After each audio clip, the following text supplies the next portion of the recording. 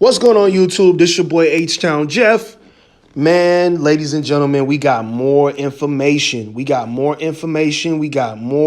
maybe a few more details and some leaked tweets here that happened about a year or two ago with Miss Lauren Smith Fields.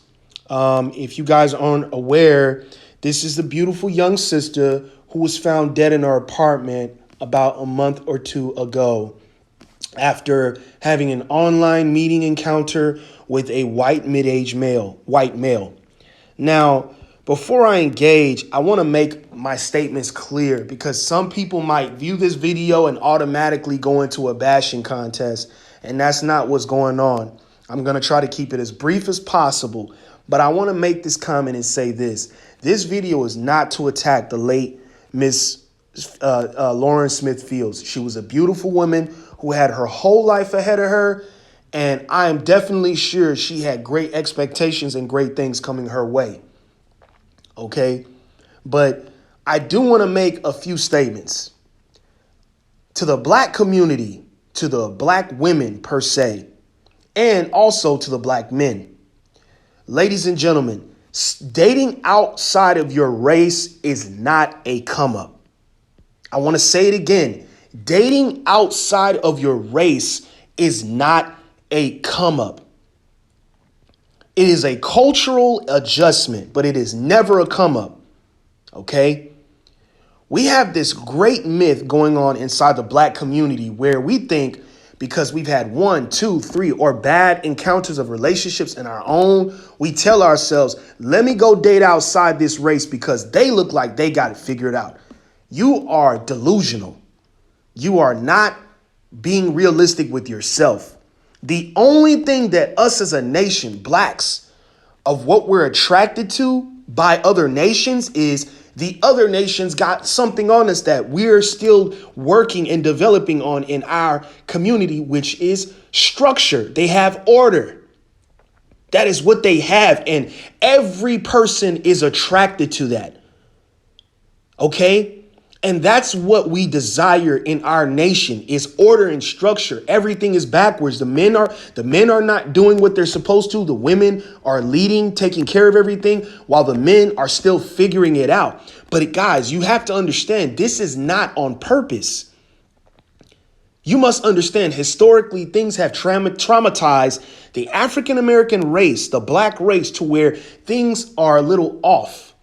Our destruction is spiritual, not carnal, not based on the melanin in our skin. We might have that, we might view it like that, but that's not what's really going on. But to make a long story short, I'm just showing you guys the ideology and the mentality this young sister was slowly starting to develop to where she met her ultimate demise in the most mysterious and sudden and sad, destructive way. Mind you, this is her ideology of what she assumed. Let me go inside these tweets. It says here, new post from deceased Lauren Smith Fields leak. Now, ladies and gentlemen, I am not an advocate of media takeout. If anyone knows media or celebrity media, you know that media takeout is one of the most trivial, if you want to people like to say messy platforms. I'm only going on here because I know from time to time they do have substantial and accurate information based on tweets. That's one thing I will say. Media takeout, when it comes to tweets, they're not too off key. But I'm going here because they somehow were able to find some of her old tweets. And I want y'all to see some of the stuff that she was posting. Our first tweet, it says here, she has a tweet. There's a tweet that some young woman by the name of Kiris Webster tweeted, "When I start dating white men, just know I tried my hardest with you coloreds." Right above the tweet, there's a tweet that says, "This is me AF." I don't have to go into the deep breakdown of what AF is, but as y'all can see, Miss Lauren Smith Fields, she approved the comment, okay? It says here, me after my sugar daddy wife dragged me. We have another tweet, and right above it, who do you see above it? You see Miss Lauren Fields giving approval to this tweet. Now, granted, I know that this is only two simple tweets that we're witnessing here by Miss Fields, but ladies and gentlemen, it's kind of giving you an idea that she was already living out what she was planning on doing. She was already living out. And ladies and gentlemen, this starts with education amongst the community, education amongst the home. You see, ladies and gentlemen, there is a lot of people in our nation who have been hurt in relationships that are not spiritually dealing with teaching their children on what to handle and how to handle certain things in relationships.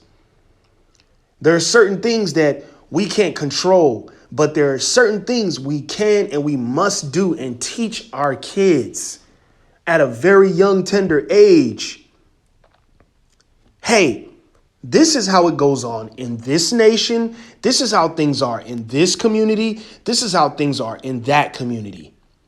But unfortunately, ladies and gentlemen, you have some people, and I'm not blaming, I'm not pointing the finger.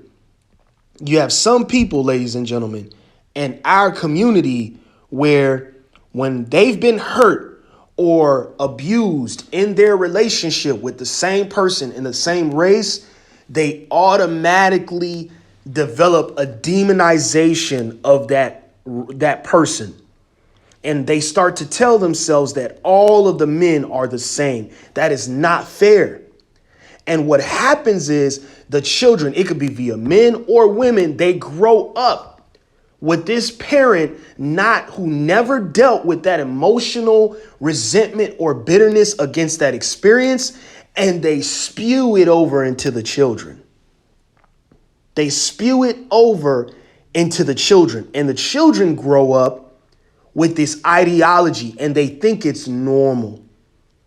You got some black men out there, because I'm going to address the men first, who might have had some unfortunate situations having a family with a black woman, and then they grow bitter, and because they might have lost money, lost, etc., they now start dating other races of women. And when they have a positive experience, they completely walk away from their black women.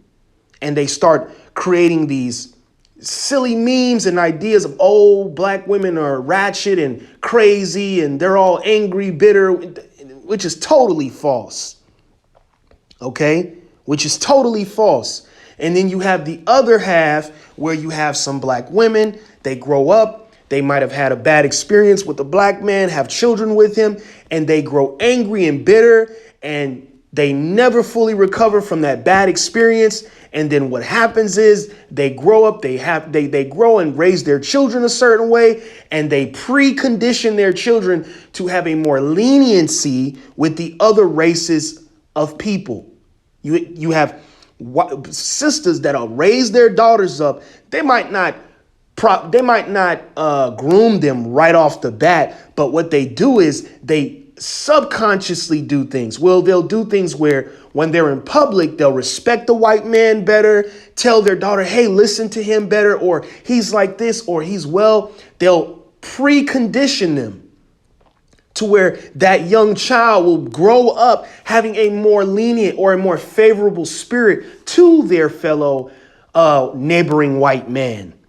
While the black woman in public, she treats her black man like trash. She doesn't open the door. When she sees him, she'll grab her daughter a certain way or do certain things to let that child indirectly know, hey, this man is your enemy, and teach them and raise them a certain way. And it could go vice versa. And I'm not saying that Miss Smithfield's mother was doing this. I'm not saying this, but what I am saying is that this starts from the home. This young lady should have been more careful, telling herself that it's okay. And granted, she's 23, she's grown. But at the end of the day, this behavior This behavior, this open, blatant behavior of openly acknowledging that I'm leaving my own race to go somewhere else, guys, it starts as an adolescent. It starts young, okay? And it's not just young. Sometimes, too, it can start from influence, friends. She might have been around the wrong crowd. But, guys, this behavior doesn't just happen right off the bat. It typically starts when you're a young child or influence. But I also, before I end this video, I want y'all to see something to my black sisters out there.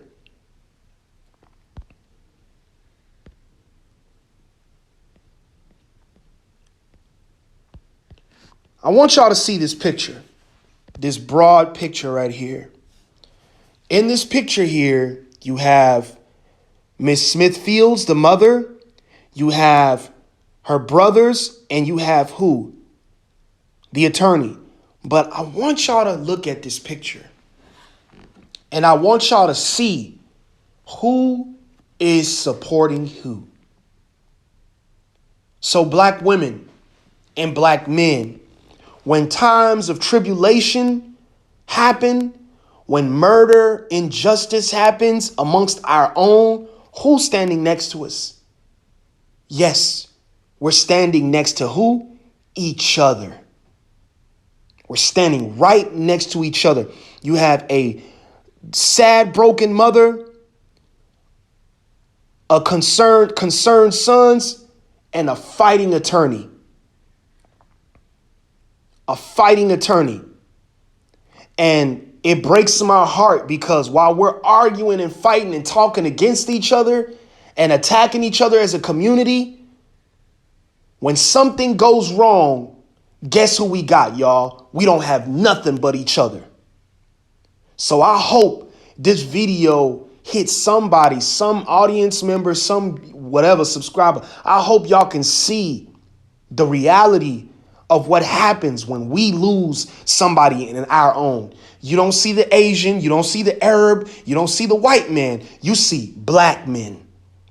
You see black women standing next to each other. So before we get angry and get into this state of attacking each other, you guys remember this picture that when we lost somebody in our own community, it was us who stood by each other. So I'm going to end my video today. I hope y'all like and subscribe to the video. I will have more videos coming up. So y'all stay tuned, man, and much peace. And again, rest in peace to Miss Lauren Smith Fields, and I'm out.